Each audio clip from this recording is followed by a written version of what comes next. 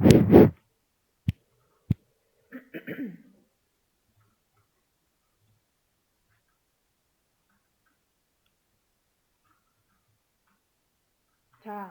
여러분 40분이 돼서 수업을 시작하겠습니다.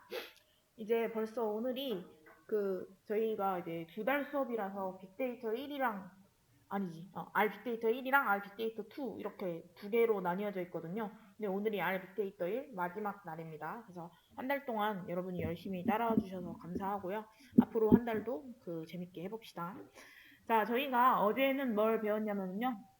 일단 어떤 데이터 프레임에서 새로운 칼럼을 만들어가지고 파생 변수 추가해주는 거 배웠었고요. 그 다음에 패키지 원래 크랜에서 다운받는 거 배웠었는데 그거 말고 GitHub에 사람들이 올려놓은 패키지도 다운받는 법 배웠습니다.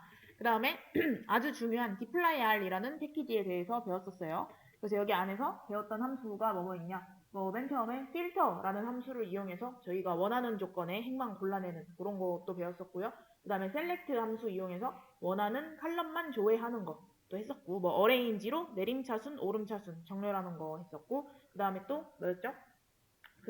그룹 바이랑 summarize 이용해가지고 이렇게 그룹별로 묶어서 몇 개 있는지 개수를 센다든지 아니면 그룹별로 묶어서 평균이나 합 같은 걸 센다든지 그런 것도 해봤고요. 그쵸?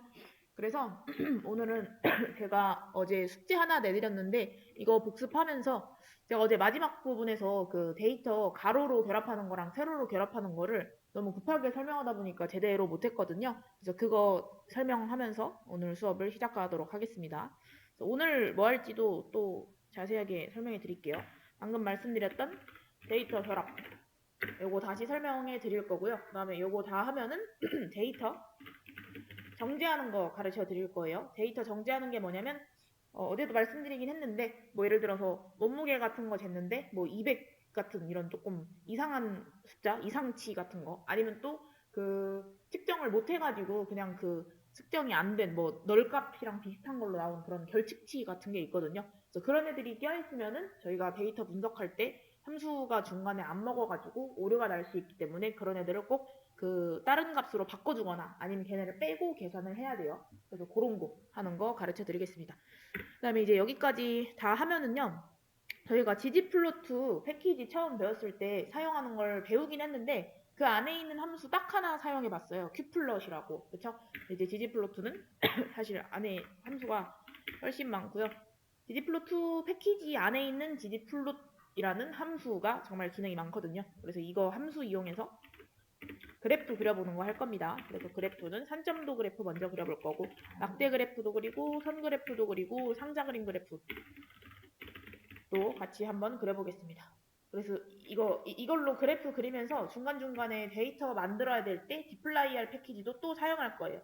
그래서 지금 저희가 주요하게 배운 패키지 2개 합쳐서 예쁜 그래프 만들어내는 거 오늘 배울 거고요. 여기까지 다 하는 게 목표긴 한데 글쎄요 시간이 될지 모르겠네요. 최대한 빨리 해서 다 해보도록 하겠습니다. 그리고 이제 여기까지 하면은요 이제 다음 주부터는 알빅데이터 2 수업 시작이잖아요. 이제부터는 우리가 진짜 본격적으로 데이터 분석을 시작을 할 수가 있습니다. 그래서 캐글이나 아니면 책 같은 데에서 제공하는 데이터를 받아가지고 저희가 데이터 분석하는 걸 한번 해볼 거예요. 이제 드디어 데이터 분석을 해보는 거죠. 그래서 데이터 분석을 할 때는요, 여러분, 제가 알려드린 예시 말고도 데이터 분석할 수 있는 방법이 너무나 많아요.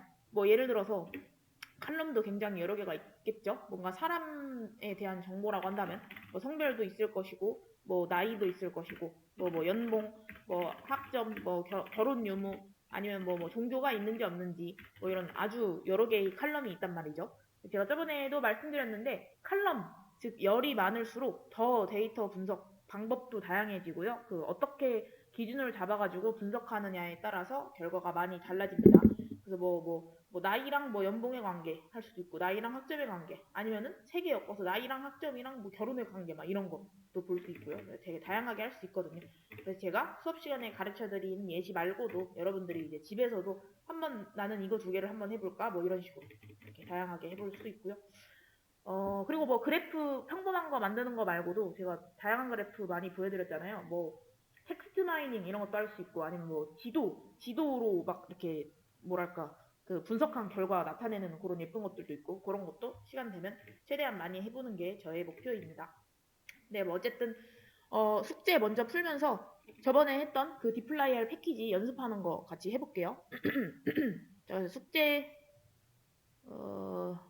요거를 켜주시면 됩니다. RStudi오도 켜주세요. RStudio 켜려면 윈도우 키 누르고 RStudio 검색해서 열어주시면 됩니다.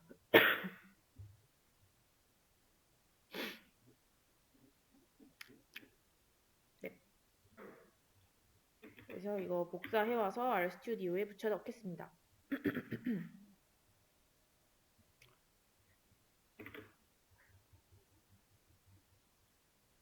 이거 콘솔창이랑 환경창 정리해 주시고요.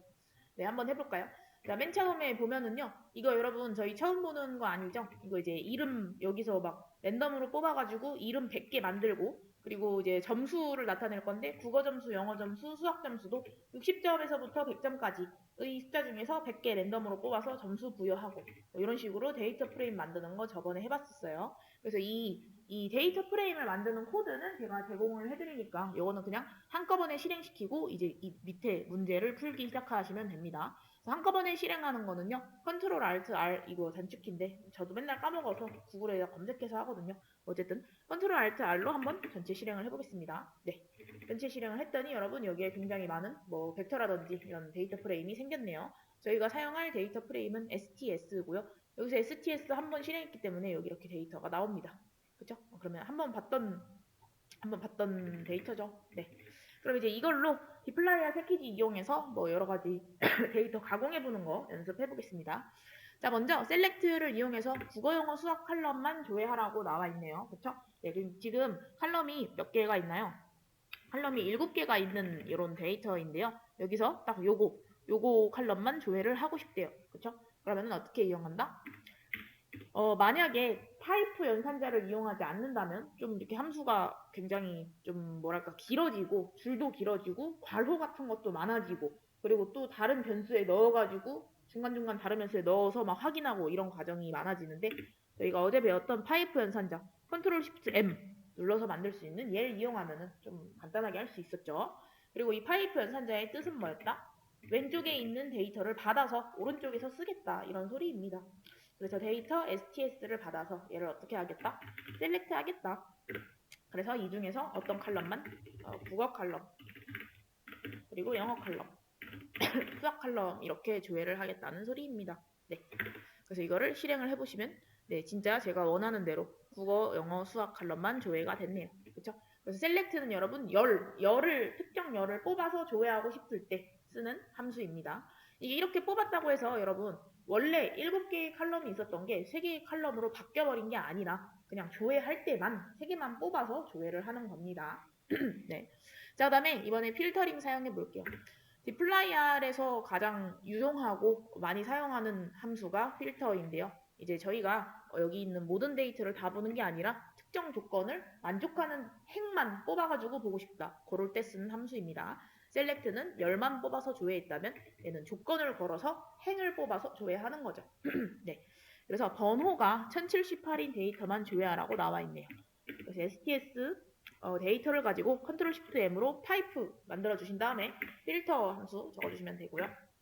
번호는 지금 칼럼 이름 자체가 번호거든요. 그쵸? 번호가 1078이다. 이런 거는 어떻게 적으면 될까요? 번호는 1078. 이렇게 적어주시면 됩니다. 이 디플라이알 패키지를 쓰면 좋은 점이 뭐였죠? 그냥 데이터 프레임에서 칼럼 이름을 적을 때는 원래 여기 이렇게 데이터 프레임 이름, 뭐 STS 이렇게 적어주고 그 다음에 여기 안에 있는 칼럼을 적으려면 얘네를 이렇게 달러 기호로 이었어야 됐잖아요. 그쵸? 디플라이알 이 문법 내에서는 그냥 칼럼 이름만 적으시면 됩니다. 그리고 여러분 그 왼쪽이랑 오른쪽이 똑같다는 거 비교할 때 는 2개 써줘야 되는 거 잊지 마시고요. 그쵸? 네, 그래서 이렇게 네, 이거를 조회를 했더니 이렇게 나오네요. 그쵸? 이렇게 1078번인 학생의 정보만 볼 수가 있습니다. 네. 그 다음에 만약에 뭐 여기에 조건을 하나 더 추가하고 싶다면요, 여러분. 뭐 예를 들어서 이런 거 한번 해볼까요? 그냥 예시로. 뭐 국어 점수가 뭐 70점 이상이고 그리고 뭐 지역이 뭐 서울인 뭐 요런 애를 조회하고 싶다면 이렇게 조건 2개 건 다음에 여기 사이를 AND로 연결시켜 주셔도 됩니다. 뭐 아니면 5월로 연결시켜도 되고요. 요런 거 검색해 보면 아 서울이 없나? 그럼 인천으로 다시 해볼게요. 네. 아, 어머머머, 이거를 안 넣었네요, 여러분. 따옴표, 큰 따옴표를 안 넣었어요. 네. 한번 국어 70점 초과하고 지역이 인천인 애들 조회한 뭐 이런 데이터도 나타낼 수 있다 이거죠. 그쵸? 네. 자, 그 다음에 이번에 어레인지 사용해 보겠습니다. 어레인지는 이제 정렬을 하는 거였죠. 그래서 이 데이터를 받아서 파이프 그려주시고 이번엔 수학 점수를 기준으로 내림차순을 정렬해라. 그러면 어레인지 함수 이용해 주셔야 되고요. 여기 안에서 기준이 되는 그런 칼럼 이름을 적어주시면 돼요.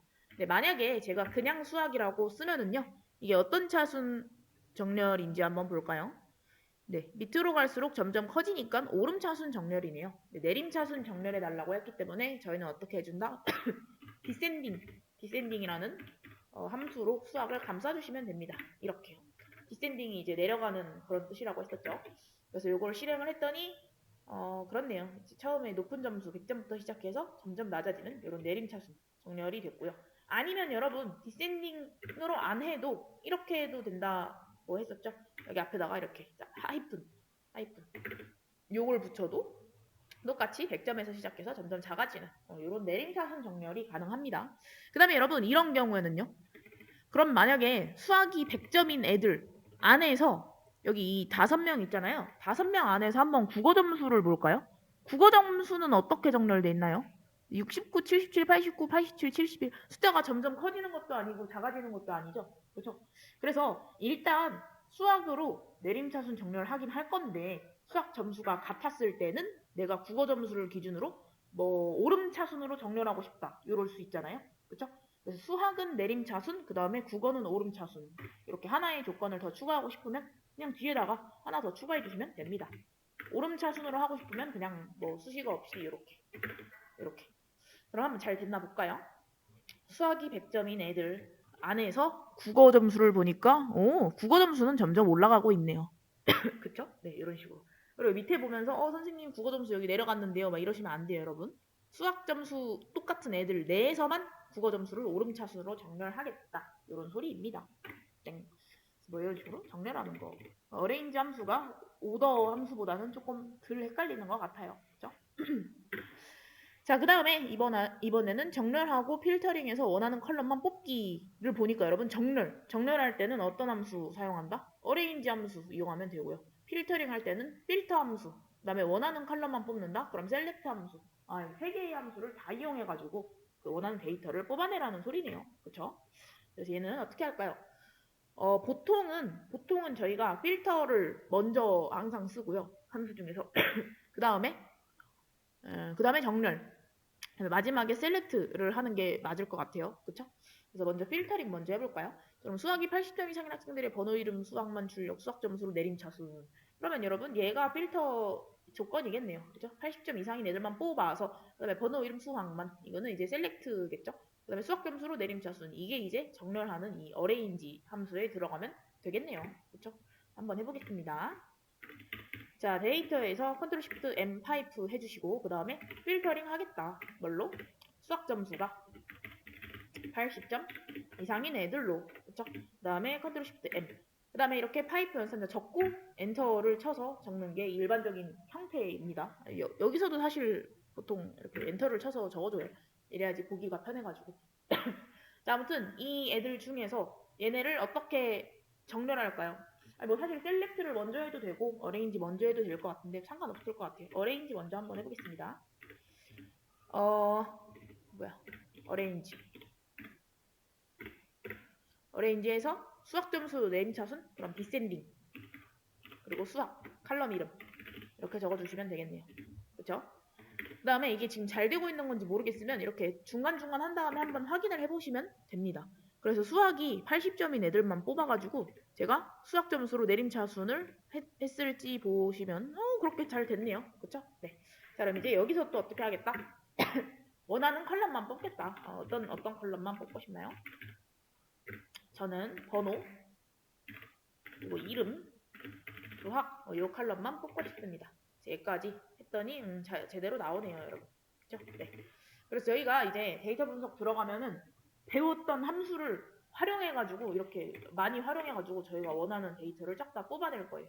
이게 처음에는 조금 익숙하지 않아서 힘들 수 있지만 나중에는 여러분도 이제 날라다니실 겁니다. 자, 어쨌든 저희가 또 배웠던 함수 중에 뮤테이트라는 함수가 있는데요. 얘는 이제 파생 변수 추가해주는 그런 함수입니다. 컬럼 추가해주는. 그래서 뮤테이트 함수를 쓸 때는 컬럼 이름 먼저 적어주시고 오른쪽에는 이제 제가 뭐 계산하고 싶은 식이라든지 뭐 그런 거 적었어야 됐었죠. 그래서 한번 해볼까요? STS 그 다음에 뮤테이트 해보겠습니다. 이렇게 한 다음에 평균을 구한 평균 컬럼을 추가해 주라고요. 그럼 왼쪽에는 컬럼 이름, 제가 새롭게 만들고 싶은 컬럼 이름 적어주시고 는 한 다음에 이제 오른쪽에 제가 계산하고 싶은 값을 넣어주시면 되고요. 이때 여기서 어제 해봤던 것 같은데 아마 민 함수를 쓰면 안 됐었던 것 같아요. 그쵸? 뭐 한번 해볼까요? 아마 안 됐던 것 같은데 어제도 똑같이 했었는데 한번 써보겠습니다. 헷갈리면은 해보면 되죠. 네, 이렇게 치면은 네, 안 나오고요. 그럼 우리 민 말고 이것도 있었잖아요. 여러분, 로우 민즈 이런 것도 있었잖아요. 얘도 한번 해볼까요? 이것도 아마 안 돼. 네, 이것도 안 되네요. 그쵸? 그래서 얘는 그냥 그 계산을 그대로 해주셔야 돼요. 어떻게? 평균을 구하려면은 여러분 세 가지 값을 다 더한 다음에 이거를 3으로 나눠주셔야 되잖아요. 그쵸? 이렇게. 이제 더한 거를 괄호 안으로 넣어주셔야겠죠? 그쵸? 이렇게 계산을 해주셔야 됩니다. 파생 변수를 만들 때는요. 그쵸?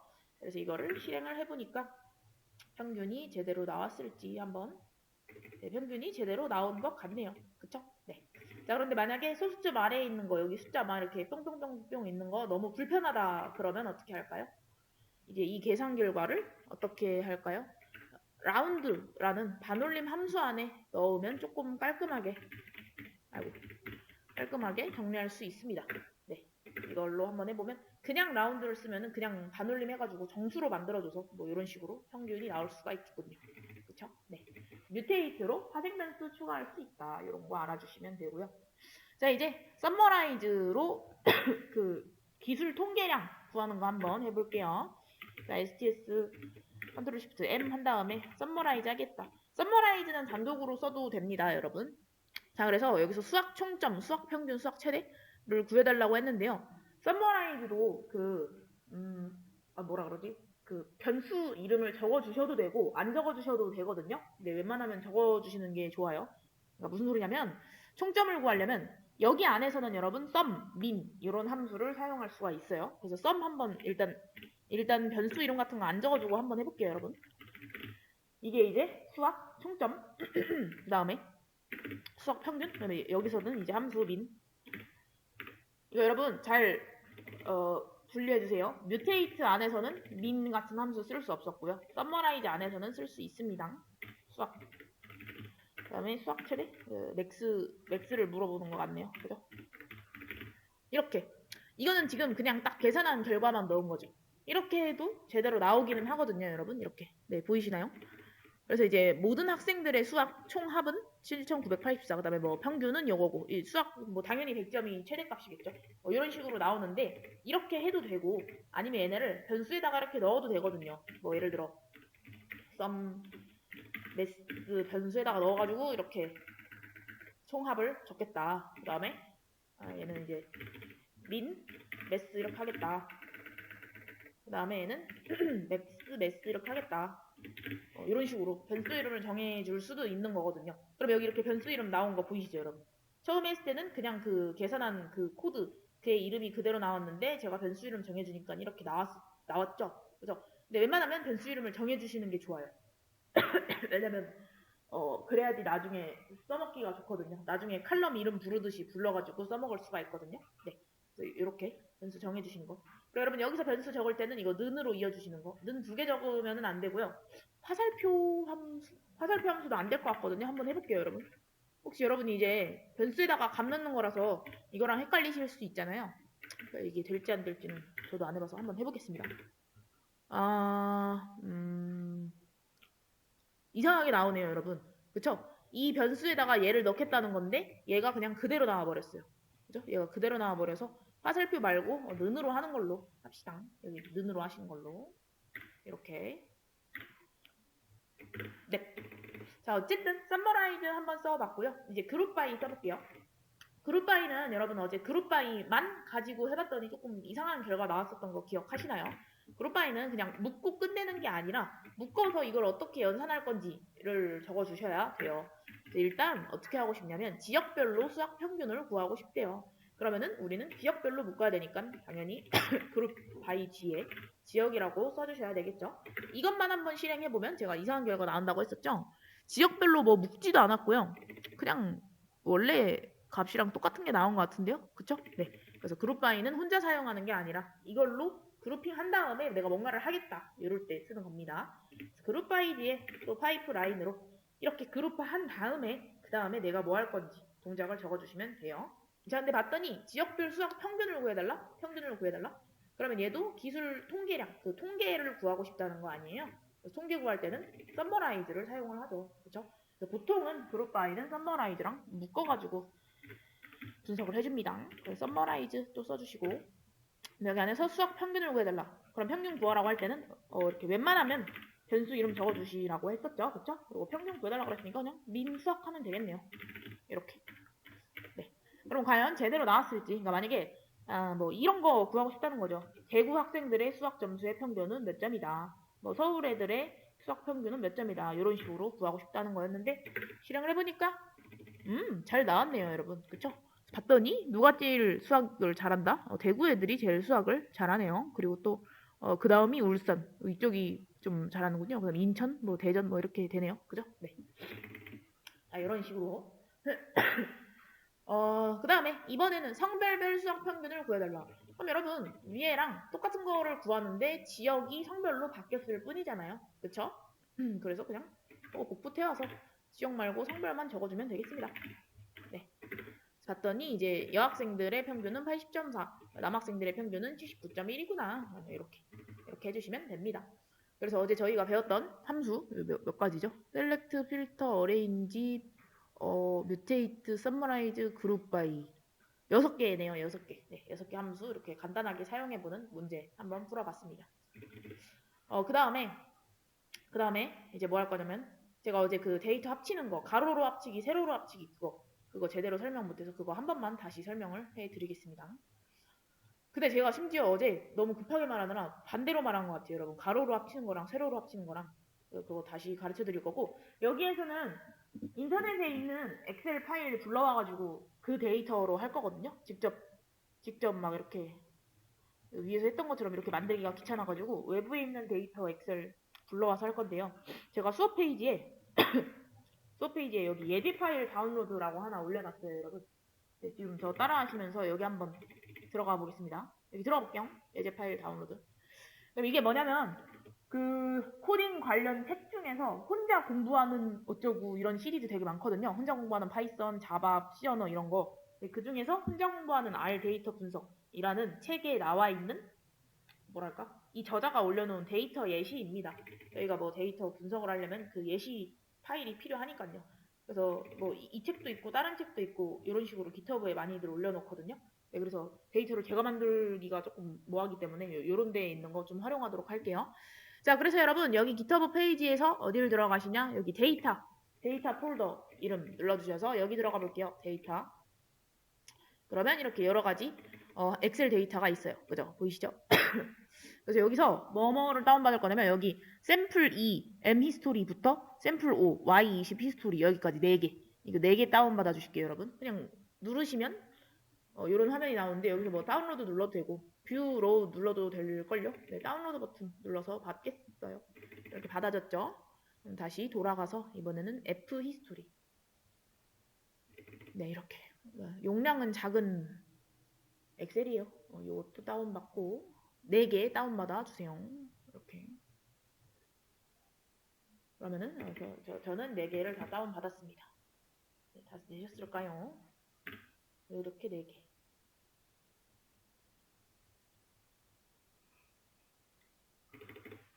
저는 앞으로도 이렇게 책에서 제공해주는 데이터 또는 캐글에서 데이터를 긁어가지고 많이 하도록 하겠습니다.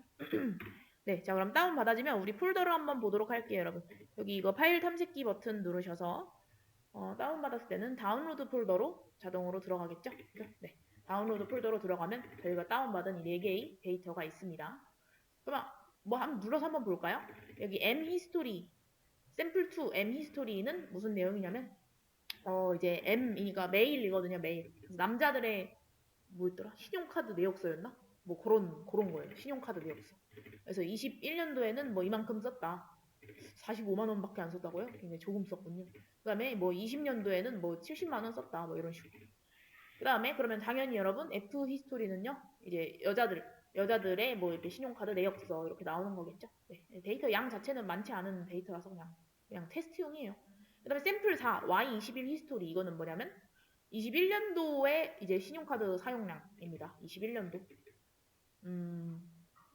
사실 저도 이 AMT21이랑 Y21 CNT가 정확히 뭘 의미하는 건지는 모르겠어요. 제대로 안 적어놨더라고요, 책에. 원래 이런 거 적어놔야 되는데. 아무튼 이거는 이제 남녀 섞인 거예요, 여러분. 21년도 거라서. 그다음에 20년도 거는 이것도 당연히 남녀는 섞여 있고 여기 20년도 거겠죠. 근데 대신에 여기서 좀 중요한 거 여기 있는 이 아이디 있잖아요. 이 아이디는 사람마다 절대 겹치지 않는 고유의 아이디라고 생각하시면 돼요. 그냥 마치 주민등록번호 같은 거라고 생각하시면 됩니다. 네. 근데 여기에는 또 뭐 이제 뭐 성별이라든지 뭐 그런 정보가 없네요, 또. 그죠? 네, 뭐 어쨌든 아무튼 이렇게 다운 받았잖아요. 그럼 여러분 저희가 RStudio에서 쓰려면 사실 여기다가 냅둬도 상관없는데 그럼 여기 있는 파일들을 부를 때 앞에 경로를 다 데려와야 되는 게 조금 불편하단 말이죠. 그래서 저희가 만들어 놓은 여기 워킹 디렉토리 여기 폴더 있잖아요. 여기로 옮겨 주시겠습니다. 그래서 이건 어떻게 한다? 그냥 이거 4개 다 잡아서 컨트롤 X로 잘라내기 한 다음에 저희 워킹 디렉토리 폴더 경로가 C 드라이브로 들어가 주시고 그 다음에 여러분 이름 폴더 여기로 들어가 주시고 그 다음에 이거 프로젝트 이름 저는 프락티스를 했고 여러분은 뭐 딴 걸로 했을 수 있는데 여기로 들어가 보면 여기 워킹 디렉토리가 여기잖아요, 여러분. 그죠? 여기랑 똑같죠? 그죠? 그래서 여기다가 붙여넣기 해주시면 됩니다. 네, 그러면 바로 반영이 됩니다. 여기 보이시죠? RStudio 워킹 디렉토리에도 바로 반영이 돼요, 파일창에. 네, 그래서 이렇게 가져와야 그냥 딱 파일 이름만 써서 바로 불러올 수 있다. 뭐 이거 기억나시죠? 네. 아무튼 이거 해볼게요. 이제 RStudi오로 돌아와가지고 아까 문제 말고 새로운 R스크립트 창 열어주시고 콘솔 창, 환경 창 정리해주세요. 네. 그래서 제가 어제 좀 너무 급하게 설명하느라 이상하게 설명했던 데이터 결합하기를 다시 설명해 드리겠습니다. 어제 그 반대로 말했어요. 가로, 세로를. 왜냐면 너무 헷갈려요, 여러분. 자, 먼저 뭐부터 해볼 거냐면요. 세로 결합부터 해볼 거예요. 가로 결합보다 세로 결합이 더 뭐랄까 단순한 내용이거든요. 세로 결합이 뭐였냐면 제가 어제 너무 대충 설명해가지고 제대로 설명 못했는데요. 만약에 이렇게 점수가 있습니다. 이렇게 점수. 여기 2명이 먼저 시험을 봤어요. 그 다음에 한 3명이 추가로 시험을 봤습니다. 100점, 얘는 뭐 75점, 얘는 뭐 60점 이렇게. 그래서 이 두 개가 서로 다른 테이블은 그냥 표거든요. 그냥 데이터라고 보시면 돼요. 서로 다른 데이터로 존재하는 거예요. 그럼 얘네를 그냥 이렇게 뭐랄까 행을 띄어서 이어붙이면 되겠죠? 네, 이걸 제가 어제 가로 결합이라고 설명했는데 세로 결합이에요. 결과만 보셔야 돼요. 근데 너무 가로 결합이라고 말하고 싶게 생겼는데 행끼리 결합한 거잖아요. 그치만 이름이 세로 결합이라고 합니다. 그냥 세로로 길어졌으니까 세로 결합이라고 생각하시면 될 것 같아요. 데이터가 또 추가되면 이제 점점 세로로 늘어날 거 아니에요? 네, 그래서 이게 세로 결합입니다. 이게 세로 결합. 얘가 조금 더 단순해요. 가로 결합보다. 그냥 단순히 밑에다가 쭈루루룩 더 이어붙여서 새로운 그 표를 만들겠다. 이런 소리니까요.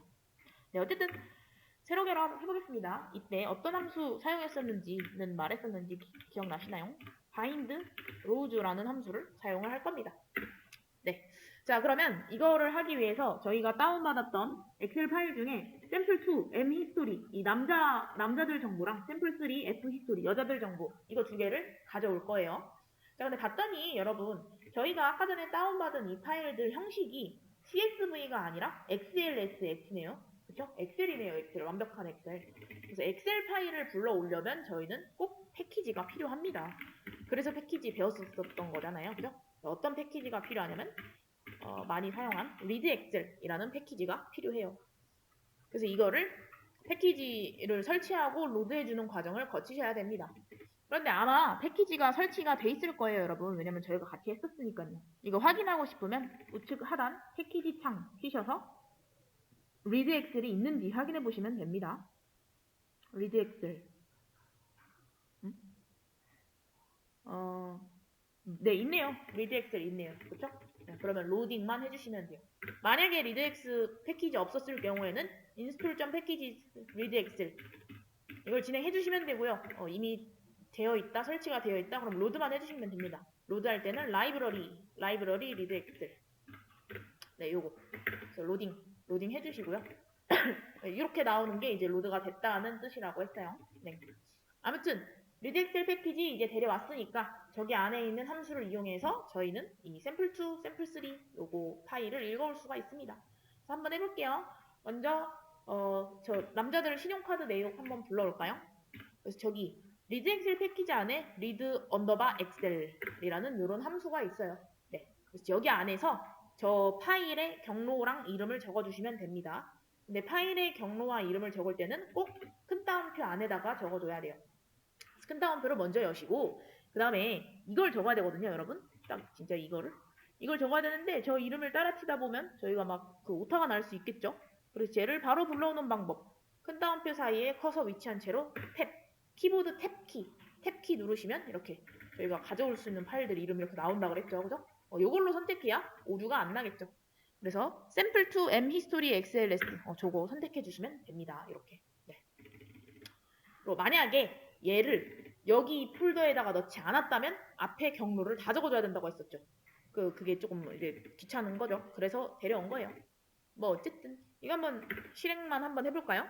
네, 실행해보면 아까 저희가 엑셀에서 봤던 이런 정보가 이제 제대로 불러와졌네요. 그죠? 근데 이것만 실행하면 그냥 불러온 다음에 콘솔창에 보여줘 이러고 끝이거든요. 그래서 저희가 변수에다가 담아주도록 할게요. 지금 아무런 변수가 생기지 않았잖아요, 여러분. 변수에다가 담아줄게요. 뭐 그러면 남자분들 카드 사용 내역이니까 M 카드 뭐 이렇게 해볼까요? 네. 그러면 이제 데리고 온 다음에 어떻게 하겠다? 변수에다가 넣었다. M 카드 이렇게. 네, 그래서 M 카드를 한번 출력을 해보시면 네, 저희가 가져온 데이터가 이렇게 잘 들어왔네요. 그죠? 근데 그냥 가져오니까 일단 지금은 데이터 형식이 뭔가요, 여러분? 정확한 데이터 프레임이라기보다는 뭐 티블이긴 한데 사실 그렇게 크게 상관은 없습니다. 그냥 얘는 고려하지 않을게요. 자, 그 다음에 이번엔 여러분 샘플3 요거 파일을 가져와서 fcard라는 변수 만들어줄게요. 여자분들 카드 사용 내역은 어떻게 한다? 그래서 똑같이 엑셀 파일 읽어야 되니까 리드 언더바 엑셀 해주시고 큰 따옴표 하고 저기 사이에 커서 위치한 상태에서 탭 누르면 나오는 요거 네, 샘플3 f 히스토리 xlsx 요거 해주시면 되고요. 이거 해서 변수 만든 다음에 f카드를 출력을 해보면 네 이렇게 나오네요. 그쵸? 네.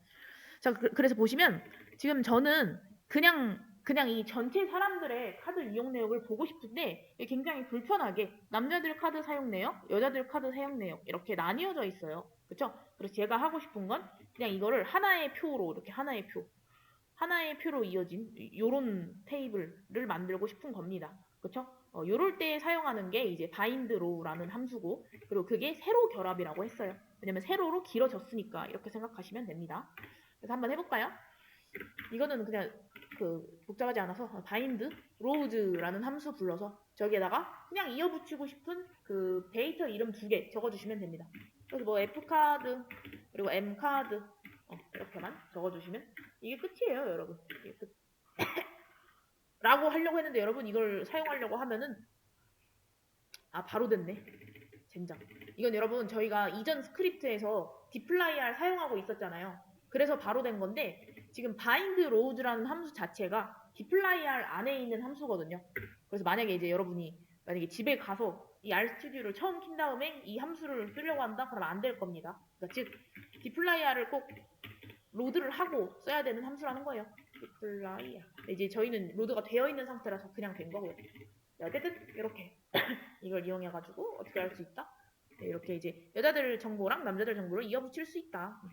근데 이어붙였는데 여러분 이 데이터를 한번 보세요.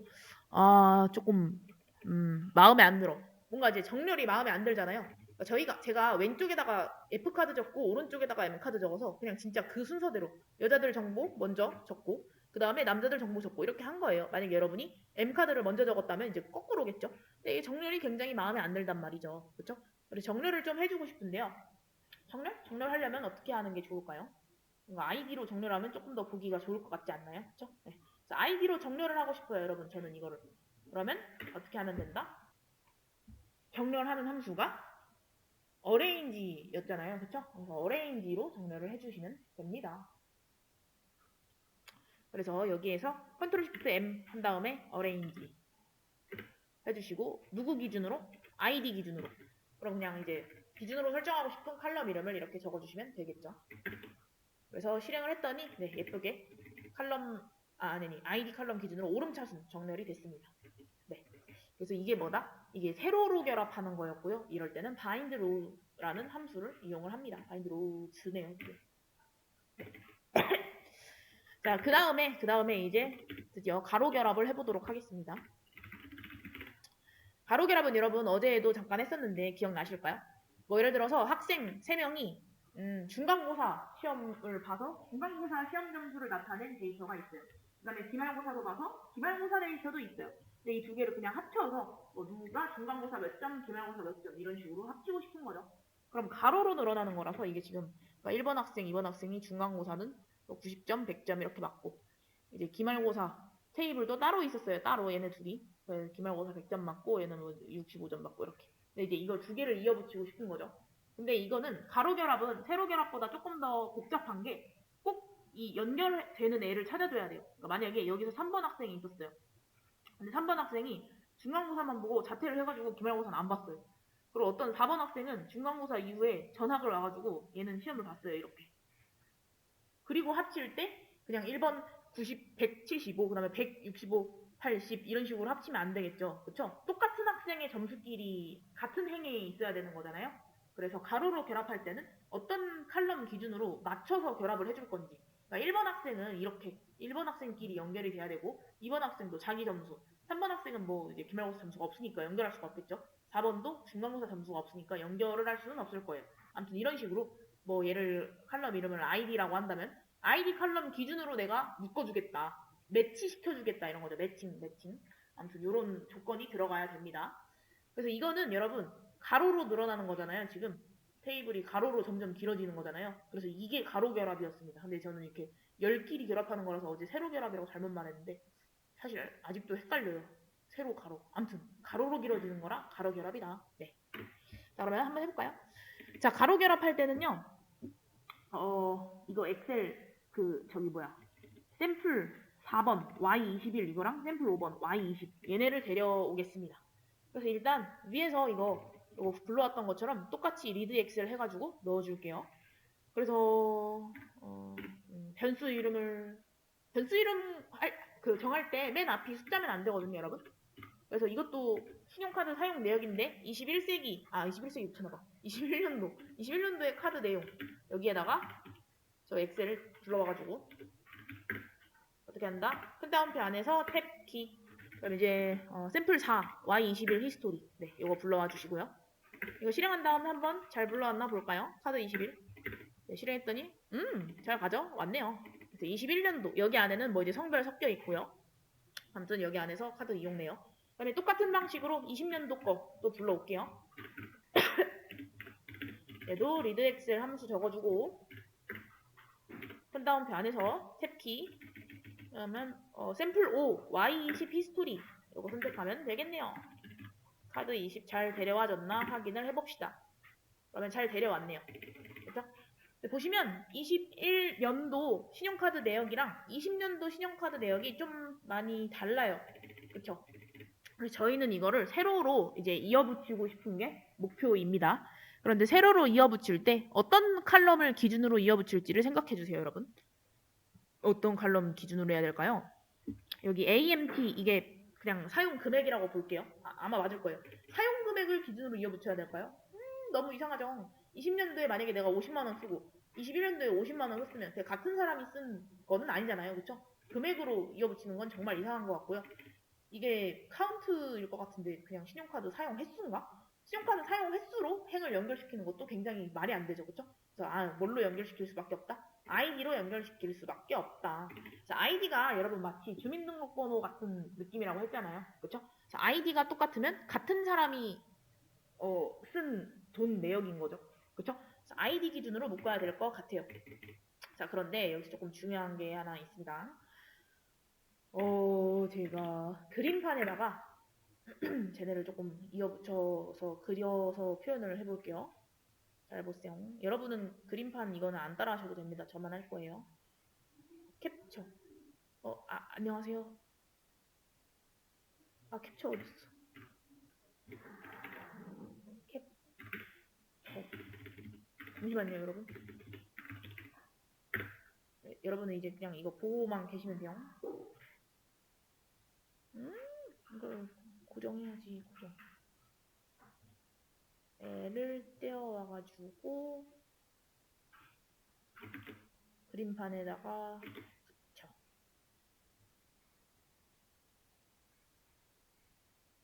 그 다음에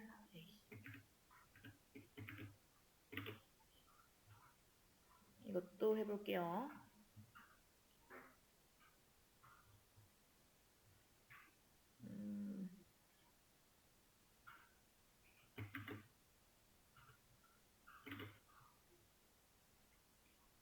네, 이렇게. 자, 잘 보세요, 여러분. 제가 그림판에다가 이거 두 개 자료를 가져왔는데요. 이제 얘네 두 개를 어떻게 이어붙이고 싶은 거라고요? 이렇게 아이디 서로 맞는 애들끼리 이어붙여서 하나의 테이블로 나타내고 싶은 거라고 했었죠. 그래서 잘 보세요.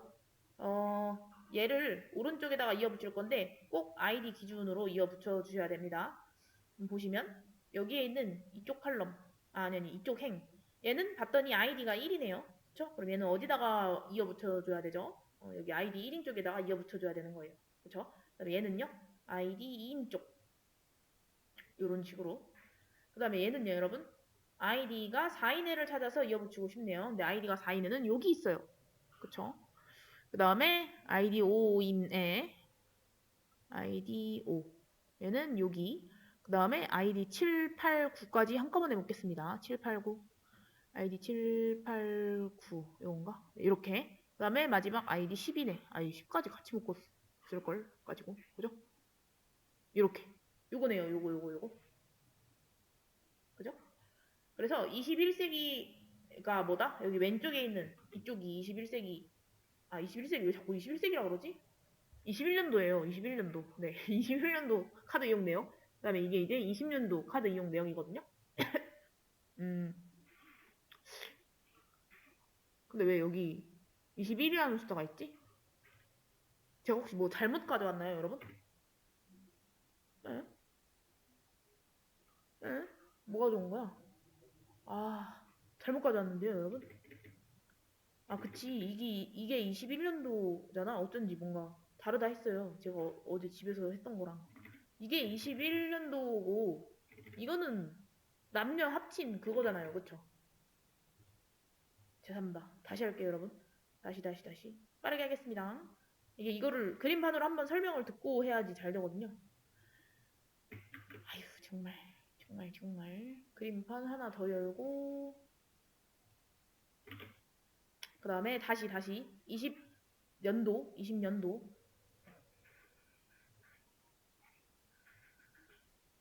이거를 갖고 와갖고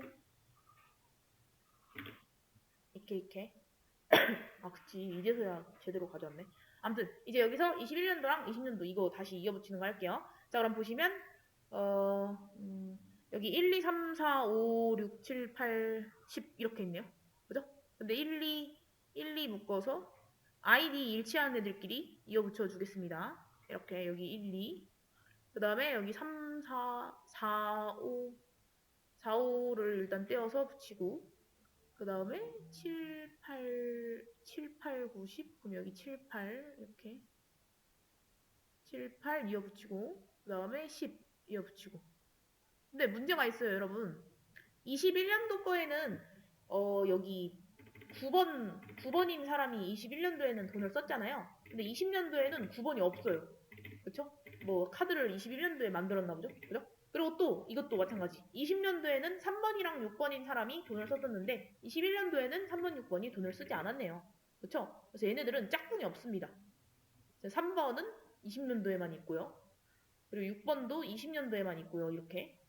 그 다음에 9번은요. 21년도에만 있어요. 맞습니까? 그래서 이어붙였더니 이런 결과가 나왔어요. 그러면 어떻게 해야 될까요? 잘 보세요. 제가 어제 설명을 할 때는요, 레프트 조인만 말씀을 드렸었잖아요. 그쵸? 근데 조인에는 조금 여러 가지 종류가 있어요. 이게 만약에 DBMS 수업 들으신 분들은 조금 쉽게 느껴져야 맞아요. 조인에는요, 여러분, 이런 종류가 있습니다. 이너 조인. 이너 조인이 있고요. 그 다음에 풀 조인. 풀 조인이 있고요. 그 다음에 레프트 조인, 라이트 조인 이렇게 있습니다. 그래서 이너 조인이 뭐냐면은요. 왼쪽 테이블이랑 오른쪽 테이블을 비교해서, 테이블은 표입니다, 표. 비교해서 같은 거 있는 애들만 데려오는 거예요. 그러니까 지금 이렇게 한 줄로 되는 거. 얘 1번, 2번, 4번, 5번, 7번, 8번, 10번. 이렇게만 가져오는 게 이너 조인이에요, 여러분. 아시겠나요?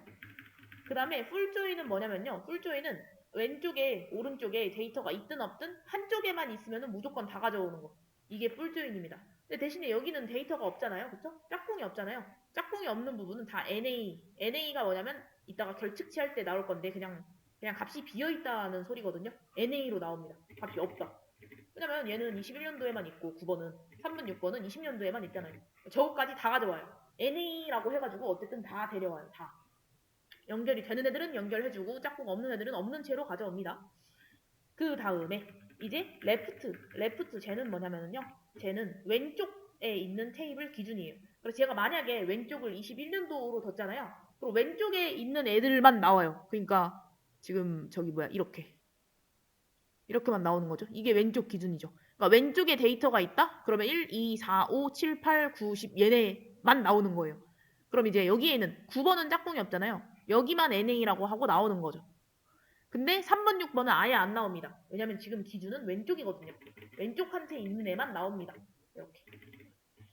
그러면 이제 라이트 조이는요 정반대겠죠. 이번에는 오른쪽이 기준이라 가지고 이 오른쪽에 있는 얘가 기준입니다. 그래서 어떻게 나오냐면 오른쪽에 값이 있는 1번, 2번, 4번, 5번, 7번, 8번, 그리고 10번, 3번, 6번 이렇게 나옵니다. 이렇게. 그러면 3번, 6번은 짝꿍이 없으니까 이쪽만 NA로 나오겠죠. 그렇죠? 그러니까 어쨌든 이 오른쪽에 데이터가 있으면 얘들 기준으로 1, 2, 4, 5, 7, 8, 10, 3, 6 이렇게 나오는 게 라이트 조인이에요. 아시겠나요? 네, 그래서 한번 진짜로 보여드릴게요. 진짜 그렇게 되나? 그리고 제가 이 수업 페이지에다가 여러분 참고 자료에다가 뭐 하나 열어드릴 거거든요. R 조인. R 조인이라고 된 참고 자료 열어드렸는데 이거 한번 보실까요? 네, 여기서 이너 조인, 풀 조인, 레프트, 라이트 조인 이거를 설명한 이런 그 집합 그림으로 설명한 게 나오는 거예요. 제가 아까 이너 조인은 그 짝꿍이 있는 애들만 데려온다 그랬죠. 그렇죠? 그래서 왼쪽 테이블에도 있고 오른쪽 테이블에도 있는 둘 다 있는 이런 교집합만 데려오는 겁니다. 그 다음에 풀 조인은요, 뭐 왼쪽이 NA라서 없든 오른쪽이 NA라서 없든 전부 다 데려오는 거예요. 그 다음에 레프트 조인은 완전 왼쪽이 기준이라서 교집합은 당연히 데려오고 왼쪽만 값이 있는 거, 오른쪽에는 NA인 거 요런 애들 데려오는 거고 라이트 조이는 이제 오른쪽이 기준인 요런 거죠. 그죠? 이 그림만 잘 이해한다면 나온 결과를 잘 이해하실 수 있을 거예요. 자, 그래서 RStudi오에서 한번 4개의 조인을 다 해봅시다, 여러분. 이너 조인 먼저 해볼까요? 이너 조인이라는 함수도 dplyr R 패키지 안에 있는 함수기 때문에 여러분이 꼭 쟤를 로드 해주셔야 쓸 수 있고요. 조인 할 때는요, 그냥 왼쪽 테이블을 제가 카드 21이라고 할게요. 왼쪽 테이블 이름, 그리고 오른쪽 테이블 이름 적어주신 다음에 이로 끝내는 게 아니라 어떤 거 기준으로 묶을 건지를 꼭 정해주셔야 된다고 했어요. 근데 제가 아까 그림판에 그림 그릴 때도 뭐 기준으로 이어붙인 건가요? 아이디 기준으로 이어붙였죠. 아이디가 이제 주민등록번호 같은 거니까. 그래서 나는 아이디 기준으로 이어붙이겠다. 그래서 그거는 바이 안에다가 적어주시면 됩니다.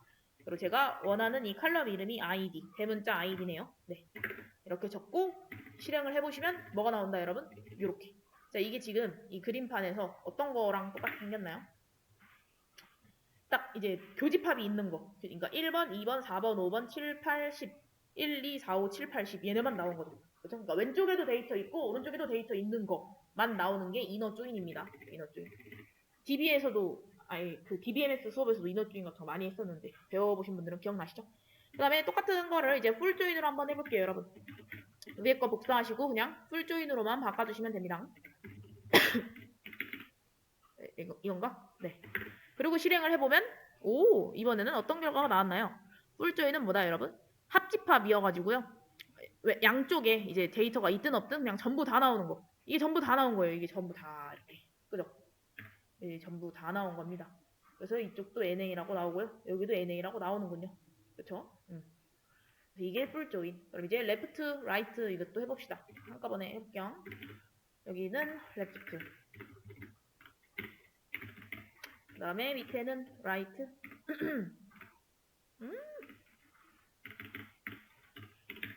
네. 자, 레프트 조인 해보면 왼쪽에 있는 애가 기준이라서 왼쪽에 있는 애들은 전부 다 나와야 돼요. 그죠? 왼쪽에 있는 애들이보다 1, 2, 4, 5, 7, 8, 90. 그래서 1, 2, 4, 5, 7, 8, 90 이게 다 나왔잖아요. 그죠? 그렇지만 3, 6번은 안 나왔습니다. 왜냐면 얘네는 오른쪽에만 있고 왼쪽에는 없으니까요. 그쵸? 그 다음에 라이트 조인을 해보시면요. 이번에는 오른쪽에 있는 애들이 기준이어가지고 오른쪽에 있는 애들은 1, 2, 4, 5, 7, 8, 10, 3, 6이잖아요. 그죠? 얘도 1, 2, 4, 5, 7, 8, 10, 3, 6 이렇게 나오네요. 그리고 9번은 나오지 않습니다. 왜냐면 9번은 오른쪽에는 없거든요. 네, 이런 식으로 내려오는 거. 그래서 라이트 조인만 한번 예시로 들어보자면 지금 이 집합 그림에서 어떤 애가 나온 거냐면요. 라이트 조인에서 여러분 여기 이 3번, 6번 얘가 뜻하는 게 뭘까요? 그러니까 오른쪽이 지금 20년도 카드 내역서고 왼쪽이 21년도 카드 내역서거든요. 근데 지금 3번, 6번은 20년도에만 있고 21년도에는 없는 애들이죠. 그쵸? 그럼 이쪽 부분이겠네요. 차집합 부분. 여기가 3번, 6번 이렇게.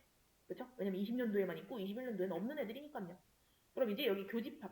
이 부분이 뭐가 되는 거죠? 교집합.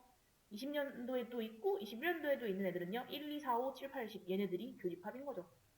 그쵸?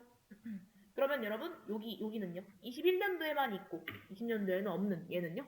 얘가 이제 9인 거죠. 9. 왜 그림판에서 9번은 안 나왔잖아요. 그쵸? 그래서 요런 거구나. 그래서 내가 라이트 조인 했으니까 이 1, 2, 4, 5, 7, 8, 10이랑 3, 6만 나오는 거구나. 이렇게 해석하시면 됩니다. 그래서 이렇게 조인하는 게 어떤 결합이다 여러분? 가로 결합이에요. 왜냐면 그 가로로 늘어났으니까요. 이렇게 처음에는 좁았던 그래프가 가로로 그 데이터가 늘어나서 가로 결합입니다. 세로 결합보다 가로 결합이 조금 더 복잡하고요. 가로 결합에서 중요한 거 바이로 꼭 그 기준이 되는 칼럼 정해주는 거 그게 중요합니다. 그러니까 테이블